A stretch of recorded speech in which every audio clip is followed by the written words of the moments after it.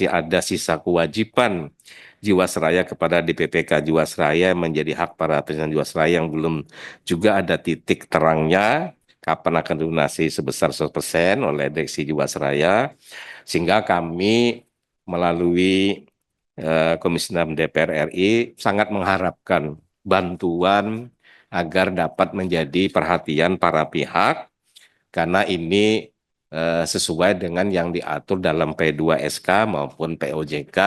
Sebelum dana pensiun pekerja itu dilikuidasi atau dibubarkan, harus dipenuhin dulu kewajiban solvabilitasnya. Jadi ini sudah merupakan amanat di dalam undang-undang maupun peraturan teknis pelaksanaannya. Sahabat pembelajar, berjumpa kembali bersama Imade Sidiasa Belajar Jadi Guru dalam Celotehan. Celoteh kita hari ini, kita akan membahas tentang Komisi 6 DPR menggelar rapat terkait permasalahan kasus dana pensiun Jiwasraya di Kompleks Parlemen Senayan, Jakarta. Dalam rapat juga dihadiri Perkumpulan Pensiunan Pupuk Kaltim sebagai pemegang polis asuransi Jiwasraya. Persatuan Pensiunan Jiwasraya menuntut agar hak bagi pensiunan Jiwasraya agar segera dibayarkan. Nah, seperti apa jalannya RDP tersebut? Mari kita simak bersama. Namun sebelumnya, bagi sahabat pembelajar yang belum subscribe, silahkan subscribe, like, komen dan share channel ini untuk mendapatkan celotehan terupdate.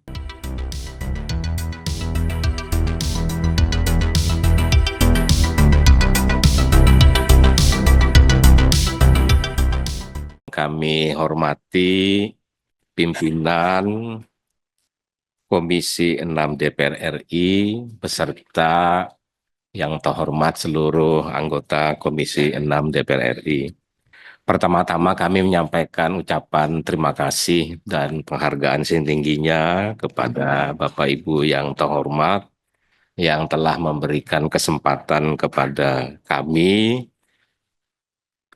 Perkumpulan Pensiunan Jiwasraya, untuk melakukan audiensi pada hari ini sebagai lanjutan dari sebelumnya, di mana kami pernah mengadakan juga audiensi dengan Komisi 6 DPR RI pada bulan Agustus tahun 2024.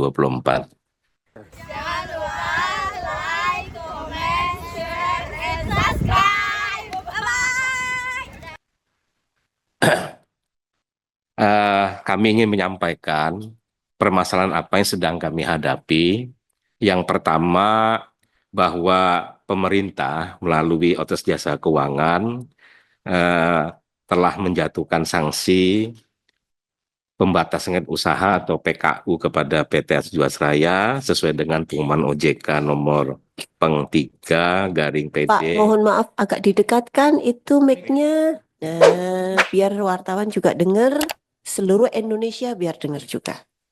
Sesuai dengan pengumuman OJK nomor Peng 3 garis miring PD.12 garis miring 2004 tentang pembatasan kegiatan usaha perusahaan Jiwasraya Persero dengan nomor sanksi S garis datar 96 garing PD.1 2024 tanggal 9 September tahun 2024, di mana perusahaan tetap wajib melaksanakan kewajiban-kewajiban yang jatuh tempo sesuai dengan ketentuan perundang-undangan. Termasuk dalam hal ini adalah kewajiban kepada dana pensiun pemberi kerja Jiwasraya yang harusnya bisa dipenuhi oleh pemberi kerja PT Asuransi Jiwasraya. Yang kedua, setelah dikenakan sanksi PKU oleh OJK, maka tahap akhir penyelesaian Jiwasraya oleh pemerintah melalui OJK adalah akan melakukan pembubaran perusahaan atau likuidasi atau dicabut izin usahanya. Terus yang ketiga, dengan dibubarkannya Jiwasraya nantinya sebagai pemberi kerja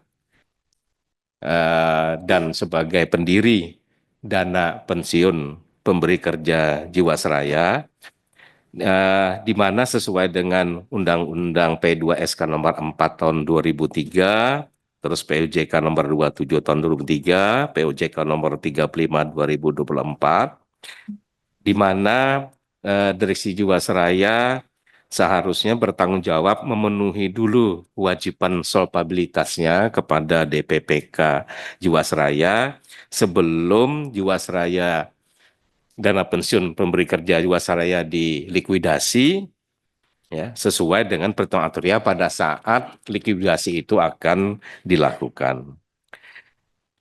Nah, karena permasalahannya adalah sampai saat ini kewajiban subsidi ini belum dipenuhin sepenuhnya 100%, sehingga ini menjadi eh, kekhawatiran kami para pensiunan Jiwasraya yang pada saat nanti Jiwasraya dilikuidasi, yang akan berlanjut kepada likuidasi dana pensiun pemberi kerja Jiwasraya, kalau kewajiban solvabilitas kepada dana pensiun pemberi kerja Jiwasraya tidak dipenuhi oleh pendiri PT Asuransi Jiwasraya, terus sesuai dengan Undang-Undang P2SK Nomor 4 Tahun 3 yang nantinya juga akan menjadi kewajiban dari pemegang saham pemberi kerja PT Asuransi Jiwasraya.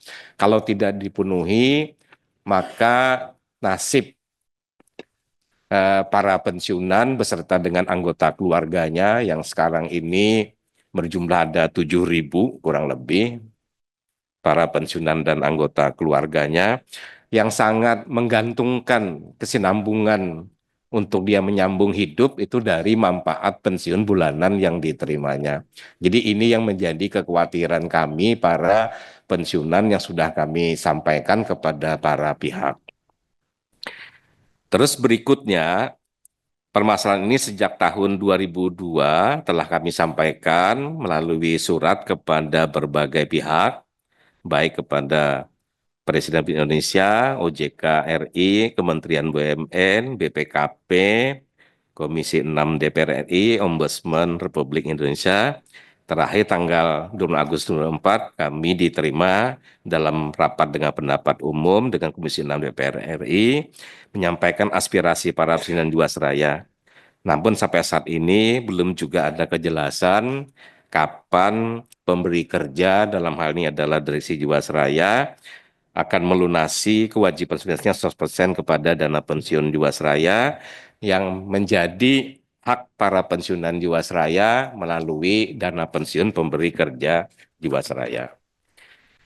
Terus yang kelima, apabila Jiwasraya dibubarkan atau dilikuidasi, satu sisi masih ada sisa kewajiban Jiwasraya kepada DPPK Jiwasraya yang menjadi hak para pensiunan Jiwasraya yang belum juga ada titik terangnya kapan akan dilunasi sebesar 100% oleh Direksi Jiwasraya, sehingga kami melalui Komisi 6 DPR RI sangat mengharapkan bantuan agar dapat menjadi perhatian para pihak, karena ini sesuai dengan yang diatur dalam P2SK maupun POJK. Sebelum dana pensiun pemberi kerja itu dilikuidasi atau dibubarkan, harus dipenuhin dulu kewajiban solvabilitasnya. Jadi ini sudah merupakan amanat di dalam undang-undang maupun peraturan teknis pelaksanaannya. Nah, jumlah kewajiban solvabilitas pendiri DPPK Jiwasraya yang belum dibayar adalah sebesar 239.799.244. Dan jumlah tersebut akan bertambah pada saat dilikuidasi sesuai dengan perhitungan aktuari pada saat DPPK akan dilikuidasi atau dibubarkan. Nah, sebelum dilakukan likuidasi atau pembubaran DPPK Jiwasraya, kami mengharapkan pemberi kerja dalam ini adalah Direksi Jiwasraya memperhatikan amanat Undang-Undang Nomor 4 P2SK tahun 2003 pasal 184, ya. Di mana di sini kita melihat di dalam ayat 1, sebelum proses likuidasi dana pensiun selesai, pemberi kerja tetap bertanggung jawab atas iuran yang terutang sampai pada saat dana pensiun dibubarkan sesuai dengan ketentuan mengenai pendanaan yang diatur oleh Otoritas Jasa Keuangan. Demikian juga di pasal 7, pendiri dan atau pemegang saham dari pendiri wajib bertanggung jawab terhadap pelaksanaan penyelesaian proses likuidasi dana pensiun yang dilaksanakan oleh tim likuidator, oleh likuidator. Jadi kesimpulan dari amanat undang-undang ini adalah bahwa sebelum dana pensiun itu dilikuidasi, dia harus memenuhi pemberi kerja, harus memenuhi dulu kewajibannya. Namanya adalah kewajiban solvabilitas kepada dana pensiun.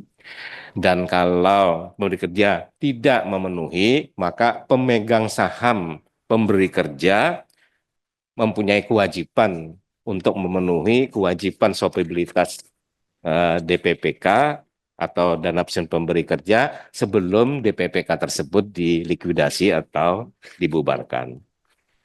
Terus berikutnya gambaran perkembangan DPPK Jiwasraya yang kami dapatkan dari DPPK Jiwasraya dari tahun 2007 sampai tahun 2003, di mana di sini kita dapat melihat bahwa sampai tahun 2018 itu masih dalam kondisi yang positif. Baru setelah Jiwasraya mengalami masalah, maka DPPK pun juga mengalami permasalahan defisit pada tahun 2019 dan seterusnya. Terus berikutnya kami ingin memberikan gambaran rata-rata penghasilan dasar dan manfaat pensiunan PT Asuransi Jiwasraya berdasarkan laporan aktuaris per 31 Desember tahun 2023, di mana peserta aktif itu ada sebanyak 77 orang dengan rata-rata penghasilan dasar pensiun dan manfaat pensiunnya kurang lebih 4,3 juta. Terus pensiun tundanya ada 80 dengan manfaat pensiunnya adalah 2,9 juta dan pensiunan itu ada 2.208 dengan manfaat pensiunnya adalah 1.300.000. Jadi dari 2.365 kalau di rata-rata kira-kira 1,3 juta rupiah lah manfaat berkalanya. Nah, di sini kami ingin menggambarkan kepada Bapak Ibu yang terhormat, kalau kita lihat komposisi dari kepesertaan dari para pensiunan itu kurang lebih yang menerima di atas 3 juta rupiah itu hanya 185 orang atau 8,21%. Sedangkan yang menerima 1 juta sampai 2,9 juta itu ada 924 orang atau 40,99%. Sedangkan yang menerima di bawah 1 juta itu sebanyak 1.145 orang atau 50,80%. Jadi kita bisa membayangkan kalau kita lihat di rincian komposisi penerimaan manfaat yang ada di atas, bahwa yang terbesar itu adalah yang menerima di bawah 500.000 ya sampai 1 juta rupiah itu yang 91,79%. Jadi bisa dibayangkan kalau misalnya rata-rata UMR seperti pada data tersebut, jadi kami ini sebenarnya termasuk orang yang berada pada posisi yang di bawah UMR. Jadi kami sangat mengharapkan bantuan dari Bapak Ibu yang terhormat untuk kesinambungan hidup dari para pensiunan Jiwasraya ini. Kami sangat mengharapkan sekali bantuan dari Bapak Ibu kepada para pihak yang berkepentingan untuk menyelesaikan permasalahan solvabilitas.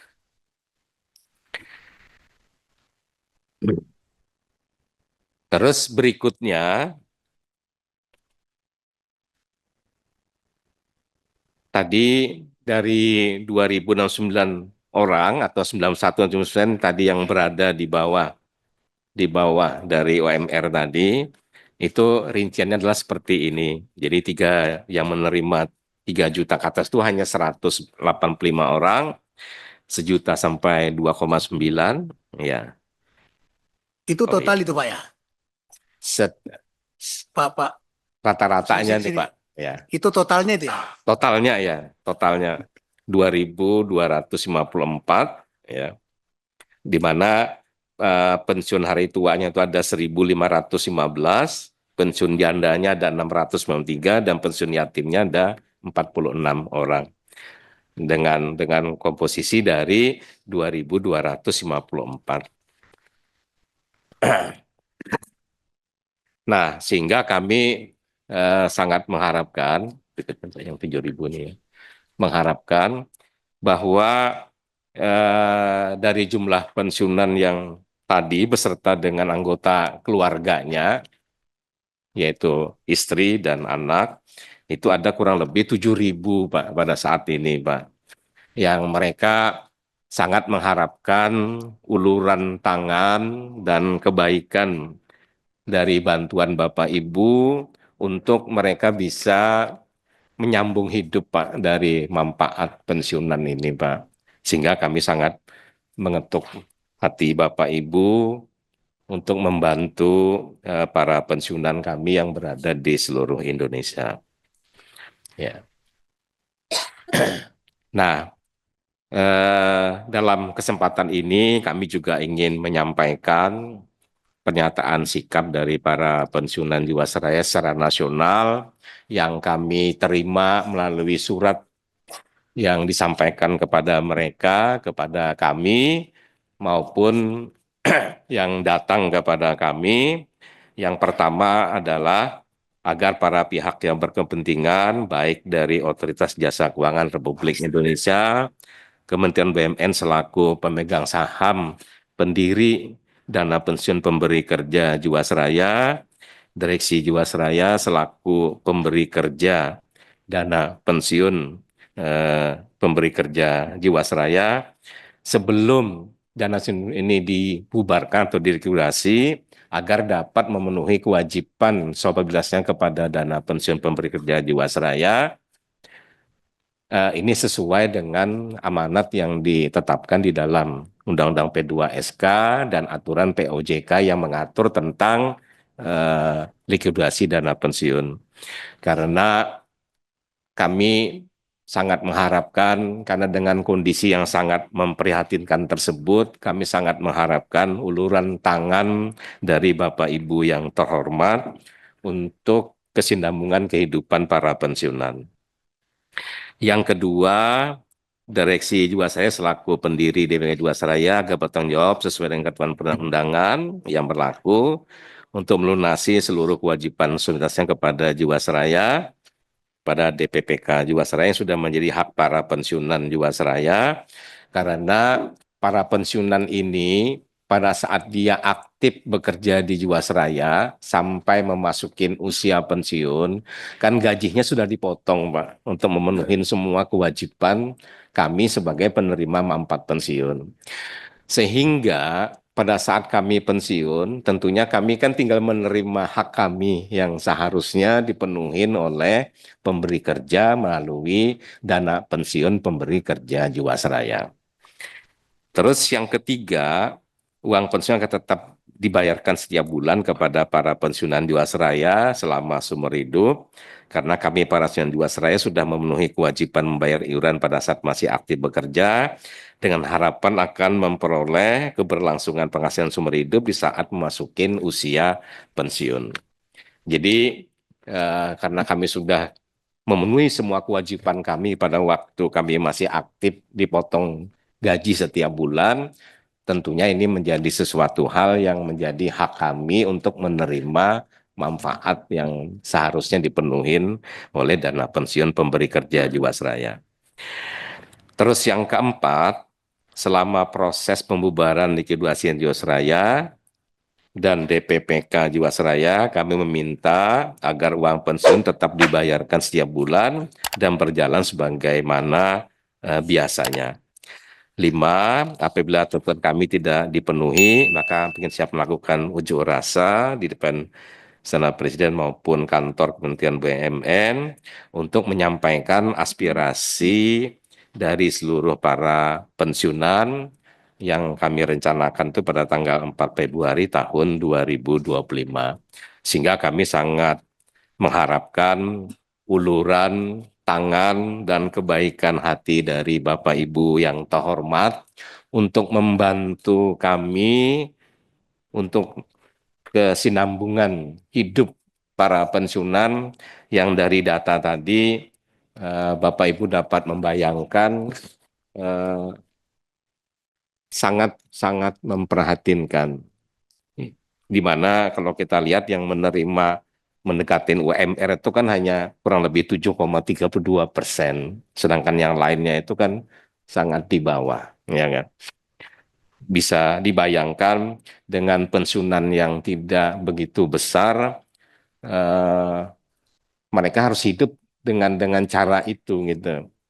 Sedangkan mereka kalau misalnya meminta atau mendaftar untuk menerima bantuan BLT kan tidak mungkin karena dalam peraturan negaraan itu tidak bisa bagi mereka yang memiliki penghasilan setiap bulan. Jangan lupa subscribe, like, comment, dan share. Kami sampaikan yang terakhir, kami menyampaikan juga bahwa Jiwasraya itu kan mengelola kurang lebih 70 portofolio perusahaan-perusahaan BUMN terhadap manfaat pensiun, yang mana itu kan dialihkan kepada pihak lain, yaitu ke AIG Life. Jadi kami juga berharap mungkin ada jalan lain seperti oleh Pak Asfir tadi.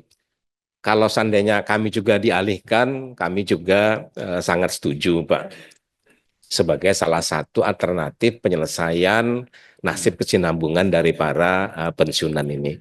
Jadi ya, dengan tidak mengurangi hak manfaat pensiun yang sudah kami terima. Jadi demikian yang dapat kami sampaikan. Terima kasih atas segala bantuan dan perhatian yang diberikan yang terhormat dari para anggota Komisi 6 DPR RI.